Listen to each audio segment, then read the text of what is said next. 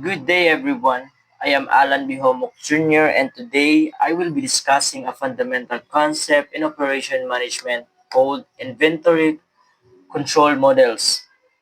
And before we dive into specific systems, let's establish a clear definition. What exactly is an inventory control model? So simply put, it is a process or mathematical framework that businesses use to optimize their inventory management. The core function of these models is to determine the ideal level of stock a company should maintain. This means walking a careful balance, meeting customers' demand, and avoiding expensive stockouts while simultaneously minimizing the cost associated with inventory and avoid overstocking.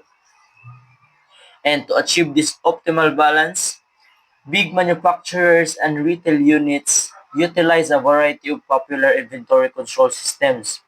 And as you can see on the slide, this includes the ABC system, just-in-time, fixed order quantity, and several others which we will now explore in detail. First up is the ABC inventory control system. This system is used by firms that have to manage several different types of inventory, and it's based on the idea that you should not apply the same degree of control over every inventory type because the value of their annual consumptions varies significantly. And the ABC system categorizes stocks into three groups based on their value of annual consumption. And category A, these are the high value inventory items. These are the most critical, often representing a small percentage of total items but a large percentage of total value, and thus require the tightest control. And category B, these are the moderate value inventory items requiring standard controls. And last, category C, low value inventory items. These are numerous but have a low total value and therefore require the simplest control. Next, we have the three-bin system. This system is an extension of the basic two-bin system, with the key difference with the third being that the third bin inventory is reserved with the supplier. The manufacturing firm itself keeps stocks in two bins, while the supplier holds one bin reserved at the location. Three-bin system is rooted in the concept of the Kanban system. Kanban, a system used by Japanese manufacturers, regulates the supply of components through the use of the card that displays specifications and instructions. Work centers show this card when they need draw inventory and the supply bins. Then, moving onto a systems famous globally, the just-in-time or GIT system. GIT is an inventory management approach where materials or products are produced and acquired just a few hours before they are actually needed or put to use. Firms adopt GIT primarily to reduce the unnecessary burden of managing excess inventory, especially if demand is lower than the stock that would have been raised. The next, the outsourcing inventory system. And it is adopted by firms to reduce the burden of manufacturing components of finished goods internally. Instead of making every part in-house, the company buys the products or components from external vendors.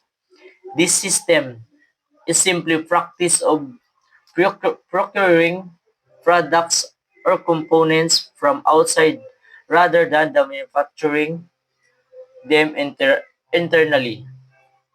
The next, the computerized inventory control system, and it is a modern approach that integrates all functions of of inventory management into a single cohesive system.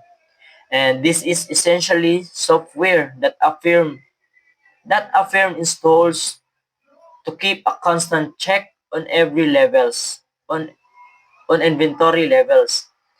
It achieves this by automatically counting inventory, recording withdrawals, and revising the overall stock balance. Next, fixed order quantity. It is one of the basic control methods. In this system, the maximum and minimum inventory levels are fixed. A fixed amount of inventory is replenished at the moment the inventory level reaches a predetermined reorder point or the minimum stock level. The next one. And our last system is the section. In this section is the fixed period ordering system. In contrast to the fixed order quantity, here the order for inventory replenishment is sent periodically or a fixed or after a fixed time interval. And this system is also known as the fixed period deficit ordering system because while the time between orders is fixed, the quantity of the orders is different every time it is placed.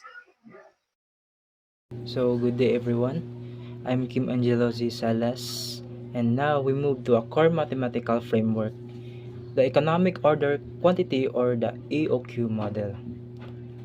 The AOQ model is a formula designed to calculate the ideal order quantity a company should purchase to minimize its total inventory costs. This total cost includes the ordering cost, the cost of placing and receiving an order, and the holding cost of storing that inventory. So the goal of the model is to find the optimal order size where the quantity is the cost of ordering equals the cost of holding. So the basic formula for the optimal order quantity is the square root of 2 times D times S divided by H, where is the Q is the optimal order quantity and D is the annual demand in units, S is the cost to place a single order or setup cost, and H is the annual holding or carrying cost per unit. The graph visually shows that this relationship as order quantity increases, holding cost rises, ordering cost falls, and the total cost curve is minimized at the AOQ point where the holding and ordering cost intersects. So the total annual cost formula is TC is equal to Q over 2 times H plus D over Q times S. So let's walk through a quick example to see the AOQ model in action. So in this problem, a tire distributor expects to sell 9,600 steel-belted radial tires next year. So the demand is 9,600 units per year. The annual carrying cost is $16 per tire and the ordering cost is $75. So what is AOQ? So plugging the values into the formula, the demand is 9,600 tires per year, the annual carrying cost is $16 per unit per year, and S is the $75. So plug in lang, Q is equal to 2 times D times S divided by H. So D is 9,600 and S is 75 and H is 16. So we have 300 tires. So how many times per year the story order? So this is D over Q. So the D is 9,600 and the Q or the quantity is 300. So we have 32 orders per year. Let us see what is the length of the order cycle. The length of the order cycle is Q over D or 300 over 9,600, which is 1 over 32 of a year since the distributor operates 288 days a year. This equates to 1 over 32 times 288 or 9 workdays. And D, what is the total annual cost? So the total annual cost is the sum of the carrying costs So Q over 2 times H, and the ordering cost is D over Q times S. This gives us 300 over 2 times 16 plus 9,600 over 300 times 75, which is 2,400 plus 2,400 for a total of $4,800. So example number 2, a toy manufacturer uses approximately 32,000 silicon chips annually. The chips are used at a steady rate during the 240 days a year. That the plant operates annual holding cost is $120.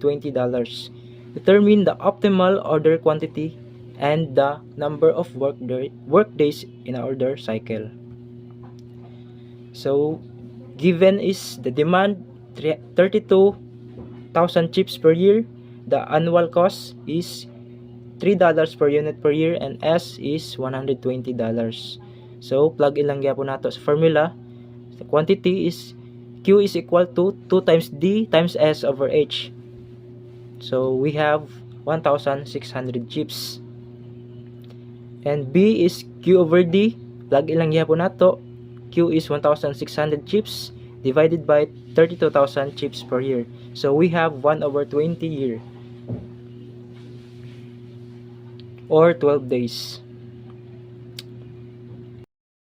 Inventory models don't just reduce costs. They play a crucial role in a company's working capital. So the first one is cash flow. Effective inventory management minimizes existing stock while meeting demand, which enhances working capital availability and keep cash flows steady. The second one is the cost reduction. Optimizing inventory reduces holding costs and waste, leading to lower operational expenses and improved working capital utilization. And lastly, supply reliability. Maintaining optimal stock levels improve supply chain reliability, which prevents stockouts and delays that could otherwise hurt sales and overall working capital management. So while inventory models offer great benefits, their implementation comes with pros and cons. So on the pros sides, they improve efficiency by streamlining stock management. They lead to cost savings by minimizing holding and ordering costs. They enable informed decision making through a data-driven insights. However, there are cons to consider. Complexity issues. Implementing these models can be complicated, often requiring specialized knowledge and training. Data dependency. The accuracy of the models is entirely dependent on the quality and availability of accurate data. And lastly, resistance to change. Employees may naturally resist adopting new processes and technology.